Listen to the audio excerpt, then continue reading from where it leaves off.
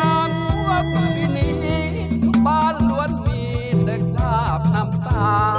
ที่มีน้ำขึ้นบนหลังคาน้ำตาไหลคลอสายฝนน้ำท่วมใส่ฝุ่นกระหน่ำซ้ำซ้อน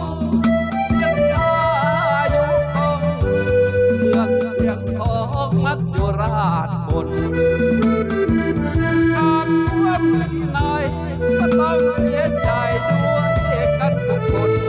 ถ้าต้องพบกับความยากจนเหมือนคนหมดเนื้อสิ้นตัวบ้านที่ก็ถูกน้ำท่วมเหมือนกันที่ประจวบคีรีขันธ์เหมือนกันเป็นทุกครอบครัวคืนมาก็ลมไล่แทงก็จมเสียหายไปทั่วที่จึงเหมือนคนหมดตัวแล้วนะแก้วตาน้ำท่วมต้องที่ฟังชอบทำอีกทีเอาปล่อยให้น้ำท่วมตายดีกว่าน้องอยู่บ้านดอน